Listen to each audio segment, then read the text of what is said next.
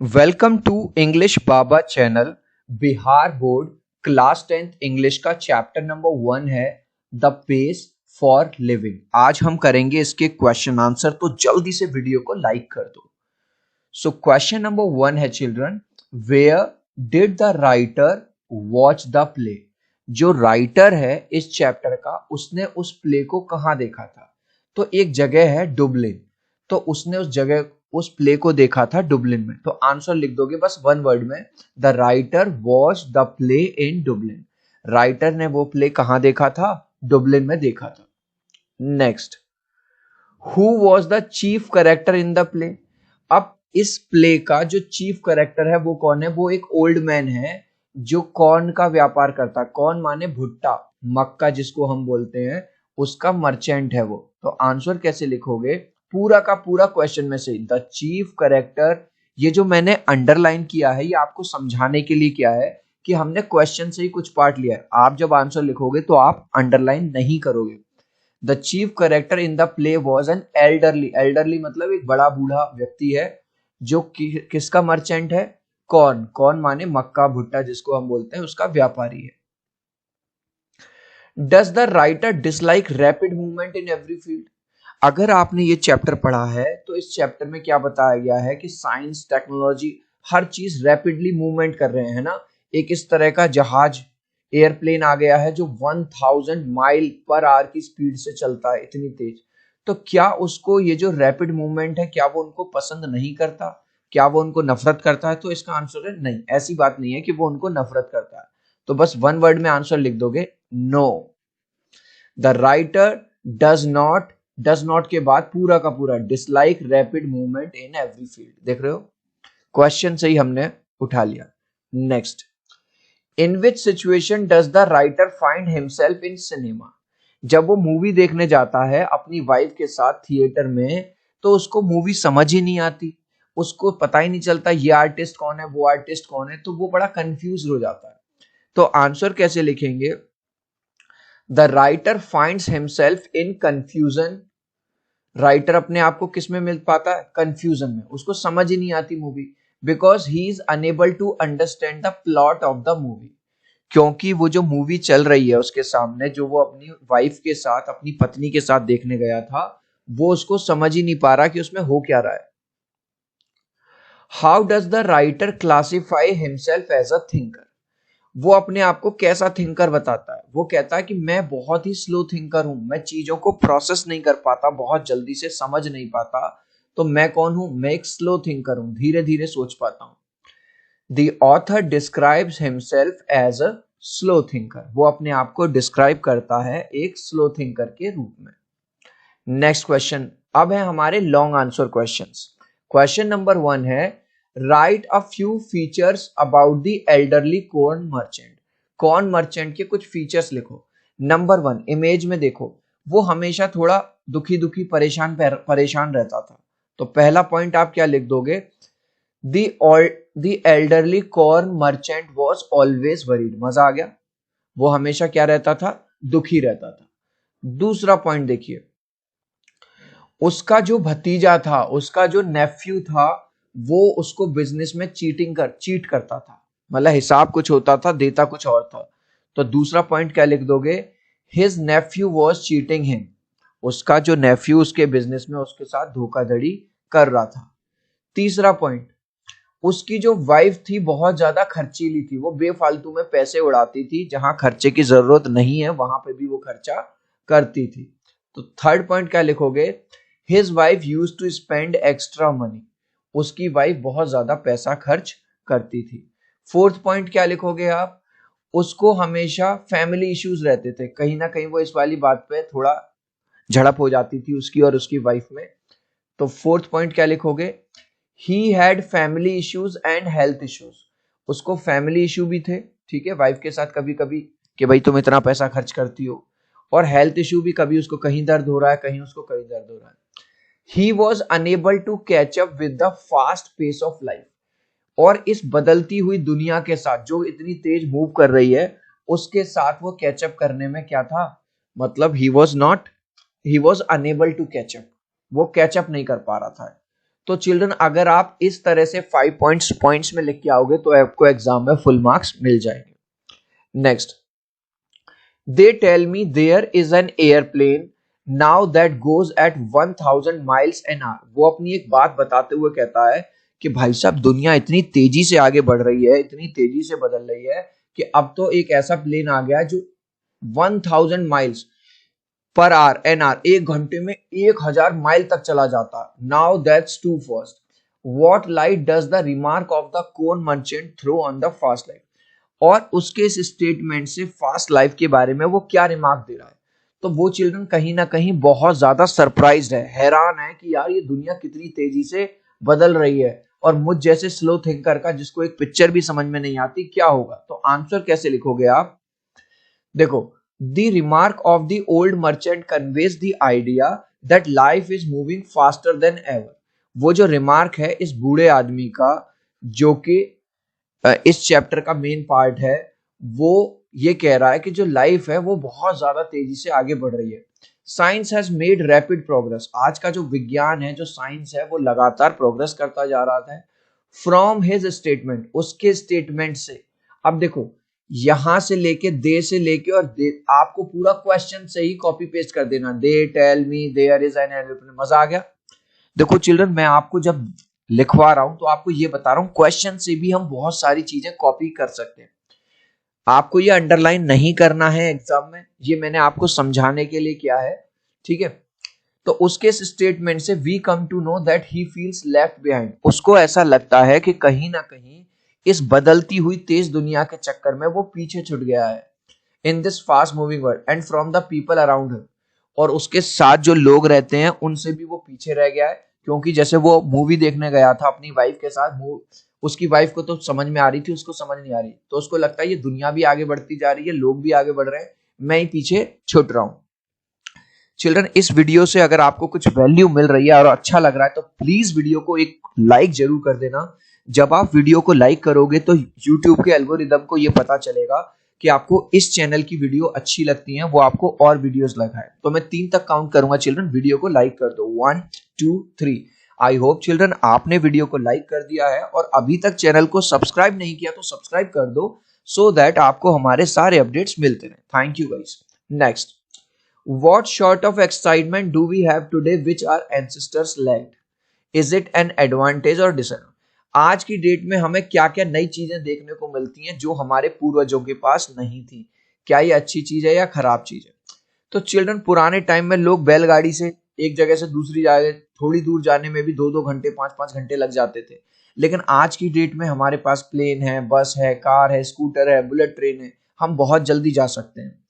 दूसरा, पुराने टाइम में अगर कम्युनिकेट करना होता था किसी पर्सन तो लेटर लिखते थे, लेटर लिखने में बड़ा टाइम लगता था, फिर वो पोस्ट होने में टाइम होता था, पहुंचेगा कब, कब उसका रिप्लाई आएगा। लेकिन आज की डेट में हम वीडियो कॉल पे, व्हाट्सएप पे, फेस टाइम पे, फेसबुक पे 1 सेकंड के अंदर अंदर कनेक्ट कर सकते हैं, ठीक है। तीसरा देखिए, पुराने टाइम में लोगों को बैंक में लंबी लंबी लाइन लगानी पड़ती थी बैंकिंग के लिए, लेकिन आज की डेट में आप यूपीआई से, पेटीएम, फोन पे, गूगल पे 1 सेकंड के अंदर पैसा भेज सकते हो। अब ये तो है अच्छी बात है, लेकिन खराब बातें क्या है?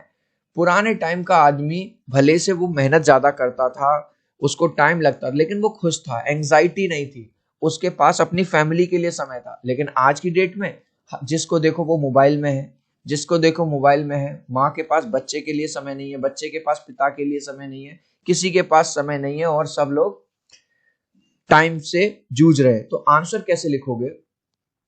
If we compare today's time with past we find. अगर आज के टाइम को पुराने टाइम से कंपेयर करें, we can travel a lot faster than past by various means of transport. हमने देखा था ना, आज की डेट में हम बहुत जल्दी ट्रेवल कर सकते हैं एक जगह से दूसरी जगह पे। We can communicate with people instantly like, पहले पत्र लिखने पड़ते थे लंबे चौड़े, लेकिन अब तो भाई साहब आप फेस टाइम पे, वीडियो कॉल पे तुरंत कनेक्ट कर सकते हो, जो कि पहले नहीं कर सकते थे। वी कैन सेंड और receive money instantly and no need to stand in queue for hours. हम पैसा भेज भी सकते हैं और रिसीव भी कर सकते हैं सेकंड्स के अंदर, और हमें घंटों तक लाइन में लगने की जरूरत नहीं है। ये तो रही अच्छी साइड, लेकिन at one side we find that our modern life is way faster, more comfortable and more advanced। एक तरफ तो हम देखते हैं कि हमारी जो मॉडर्न लाइफ है वो बहुत ज्यादा फास्ट है, कंफर्टेबल भी और advance. Yet people were happier in past, लेकिन अगर देखा जाए तो लोग पास्ट में ज्यादा खुश रहते थे। They had time for family, लोगों के पास अपनी फैमिली के लिए समय था और फ्रेंड्स के लिए समय था, अनलाइक टुडे, जैसा कि आज की डेट में लोगों के पास समय नहीं है।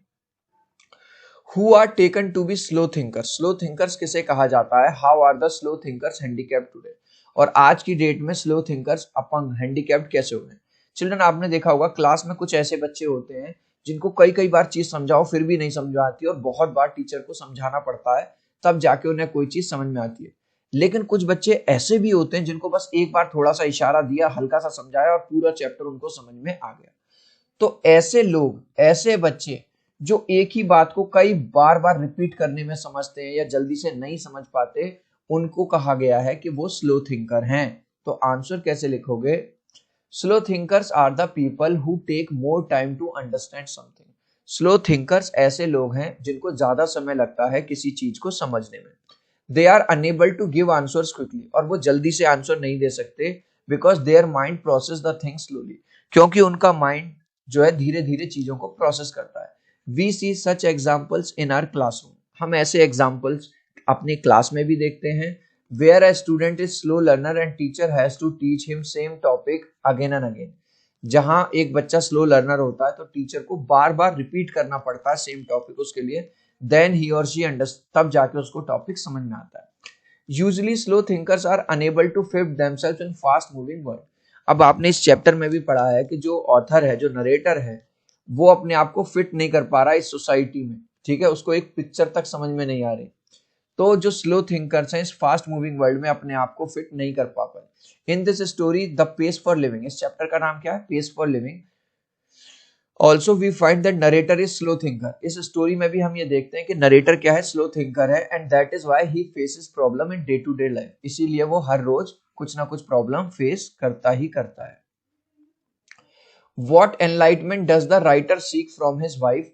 What does it suggest about the plight of the modern man? Children, आपको याद होगा उसकी वाइफ और वो एक मूवी देखने गए थे, उसकी वाइफ को पूरी पिक्चर समझ में आ रही थी लेकिन उसको वो जो फास्ट चलता हुआ प्लॉट है वो समझ में ही नहीं आ रहा, आर्टिस्ट समझ में ही नहीं आ रहे। तो narrator and his wife had gone to watch a movie, एक मूवी देखने गए थे थिएटर में। At one side his wife enjoyed and understood the whole movie, एक तरफ उसकी वाइफ तो एंजॉय भी कर रही थी मूवी और समझ भी रही थी पूरी पिक्चर को, while he was not able to identify the various girls artists in the movie, लेकिन वो समझ ही नहीं पा रहा था वो जो पहली लड़की आई थी आर्टिस्ट जो है, जो हीरोइन थी, और जो दूसरी हीरोइन थी और जो तीसरी हीरोइन थी, वो समझ नहीं पा रहा था कि ये पहली वाली है, क्या ये दूसरी है, या ये तीसरी है, तीनों ये एक है। When he asked his wife, she told him clearly, लेकिन जब उसने ये वाली बात अपनी वाइफ से पूछी, उसकी वाइफ ने तुरंत बता दिया कि ये तो वो है, ये वो है। So he finds out that there are people like his wife who can process the fast moving data या information quickly like unlike him। तब उसको ये वाली बात पता चलती है कि जो ये प्रॉब्लम है ये केवल स्लो थिंकर्स की है, ऐसे भी लोग हैं जो फास्ट थिंकर हैं, बहुत जल्दी से प्रोसेस कर लेते हैं उसकी वाइफ के लिए, और उनको किसी भी इंफॉर्मेशन को गैदर करने में, डेटा को प्रोसेस करने में कोई भी दिक्कत नहीं होती। अब है children, summarise the central idea of this essay, इस एसे को, इस कहानी को एक समरी बताओ। The story tells about the problems faced by slow thinkers, ये स्टोरी ये बताती है जो स्लो थिंकर लोग होते हैं वो क्या क्या दिक्कतें फेस करते हैं रोज। The story focus on how slow thinkers are unable to fit themselves in a fast moving world. Story हमें ये बताती है कि किस तरह से स्लो थिंकर जो हैं इस फास्ट मूविंग वर्ल्ड में अपने आप को फिट नहीं कर पाते। At one side, technology and modern science is bringing so many changes each passing day। एक तरफ तो साइंस और टेक्नोलॉजी में रोज रोज नए नए चेंजेस आ रहे हैं, नई नई टेक्नोलॉजी आ रहे हैं, that slow thinkers cannot even understand a fast moving movie plot, कि जो स्लो लर्नर है, स्लो थिंकर है, वो एक मूवी भी नहीं समझ पा रहा, दूसरी चीज तो छोड़ दो, उसको मूवी भी समझ में नहीं आ रही कि ये हो क्या रहा है। Overall it advice being thoughtful about how we deal with the fast changes happening around us. मतलब अल्टीमेटली ये चैप्टर हमें लेसन देता है कि हमको बहुत ज्यादा सतर्क रहने की जरूरत है, थॉटफुल रहने की जरूरत है, तभी हम ये जो संसार में फास्ट चेंजेस हो रहे हैं हमारे आसपास, इनके साथ डील कर सकते हैं। अब है चिल्ड्रन आपके यहाँ कंपोजिशन वाले दो क्वेश्चन है। पहला क्वेश्चन है, write a letter to your mother about the hectic day that you spent. Hectic मतलब जब आप पूरे दिन बहुत ज्यादा बिजी थे। अपनी मम्मी को एक लेटर लिखो और बताओ कि आपका पूरा दिन बहुत ज्यादा बिजी रहा। तो चिल्ड्रन कैसे लिखेंगे? सबसे पहले यहाँ अपना नाम डाल देंगे, अपना एड्रेस डाल देंगे, जो भी सिटी स्टेट है डेट डाल देंगे, ठीक है। ये ध्यान रखना format. Dear mom, I hope this letter finds you well. मैं आशा करता हूँ आप अच्छे होंगे। I wanted to share with you about the hectic day I had recently. मेरा एक बहुत हेक्टिक डे रहा मम्मी, वो मैं आपके साथ शेयर करना चाहता हूँ। Firstly I woke up early in the morning to prepare for my class test. मैं सुबह सुबह जल्दी जग गया उस दिन क्योंकि क्लास में टेस्ट था। I had my school from 8 AM to 2:30 PM। सुबह 8 बजे से लेके फिर 2:30 बजे तक स्कूल में रहा। After coming back from school I clean my room which took me 1 hour। फिर मैंने देखा भाई मेरा कमरा थोड़ा गंदा पड़ा है, तो मैंने रूम साफ कर लिया, 1 घंटा उसमें लग गया। Afterwards I went for my tuition classes from 4 PM to 6 PM। फिर मैं ट्यूशन क्लास चला गया 4 बजे से लेके 6 बजे तक। After coming from tuition classes our warden sir took all of us for yoga practice. और जब मैं वहां से वापस आया तो हमारे जो वार्डन सर थे वो हमें कहाँ ले गए? योगा प्रैक्टिस के लिए, मतलब वो हॉस्टल में रहता है। आई केम बैक एट 7:30 PM और वहां से मैं 7:30 बजे लौट के आया। Then went for dinner at 7:45। Hostel में चिल्ड्रन एक डिनर का एक स्पेसिफिक टाइम होता है, तो मैं 7:45 पे डिनर पे गया and then started studying for my next day. क्योंकि नेक्स्ट डे भी मेरी क्लास टेस्ट था, उसके लिए मैंने पढ़ाई चालू कर दी। Thus the whole day was very effective। पूरे दिन मुझे फुर्सत ही नहीं मिली और पूरा दिन मेरा बहुत हैक्टिक गया। Looking forward to hearing from you soon। मतलब अब आप इस पत्र का उत्तर देना, ठीक है, विद लव, यहाँ आपका नाम लिख देंगे। नेक्स्ट क्वेश्चन है, as the secretary of drama society of your school, आप सेक्रेटरी हो ड्रामा सोसाइटी के अपने स्कूल के, write a notice to invite the students to watch a play in Hindi. आपके स्कूल में एक प्ले होने वाला है हिंदी में, उसमें आपको स्टूडेंट्स को इन्वाइट करना है। टाइटल लिखना है आपको, राइटर कौन है, ठीक है, वेन्यू लिखना है, टाइम लिखना है। तो सबसे पहले फॉर्मेट समझ लो। जब भी हम नोटिस लिखते हैं सबसे पहले उस संस्था का नाम, उस ऑर्गेनाइजेशन का नाम लिखते देते हैं, ठीक है, जो ऑर्गेनाइजेशन कंडक्ट करा रही है। फिर बड़ा बड़ा कैपिटल लेटर में लिखते हैं NOT नोटिस। फिर साइड में लिखते हैं डेट। फिर यहाँ जो हेडिंग है और यहाँ उसका कंटेंट लिख देते हैं। तो आंसर कैसे लिखोगे? मान के चलो आपके स्कूल का नाम है DPS पटना, यहाँ आप कोई भी स्कूल का नाम लिख देना। फिर बड़ा बड़ा नोटिस लिख दिया, फिर आपने यहाँ पे डेट डाल दी। अब इनविटेशन क्या है? Invitation to watch Hindi play. अब यहाँ लिख दोगे 2 लाइन में, the drama society of DPS है ना Patna is excited to invite all students to watch a Hindi play titled Adrishya. हमारी जो ड्रामा सोसाइटी है DPS की, पटना स्कूल की, वो एक्साइटेड आप सभी स्टूडेंट्स को इन्वाइट करती है किसके लिए? जो प्ले होने वाला है अदृश्य, उसको देखने के लिए, जो रिटन है रिनाउंड प्ले राइट। यहाँ पे किसी भी प्ले राइट का आप नाम लिख देना, समीर लिख देना, कुछ भी। डेट होनी है 7 अगस्त को, टाइम है 12 बजे और वेन्यू है हमारे थिएटर हॉल में। याद रखना नोटिस में हमें बढ़ा चढ़ा के कुछ भी नहीं लिखना होता, बस 2-3 लाइन के अंदर खत्म करना। जब आप नोटिस लिख देंगे उसको चारों तरफ से बंद कर देंगे, जैसे यहाँ पे, ठीक है। तो आप अपना स्केल वगैरह लेके जाएंगे एग्जाम में और उसको चारों साइड से बंद कर देंगे, ठीक है। इस लास्ट क्वेश्चन का आंसर आप मुझे दोगे कमेंट सेक्शन में, देखूंगा कितने बच्चे राइट आंसर देंगे। Where did the writer watch the play? Writer ने प्ले कहां देखा था? इंडिया में देखा था, साउथ अफ्रीका में देखा था, या डुबलिन में देखा था? आप चाहो तो अपने आंसर में कमेंट में ABSC लिख देना, मैं समझ जाऊंगा। सो आई होप मेरा ये छोटा सा वीडियो आपको बहुत अच्छा लगा होगा। प्लीज वीडियो को लाइक कर देना, चैनल को सब्सक्राइब कर देना। अब हम मिलते हैं अगले वीडियो में। Bye bye.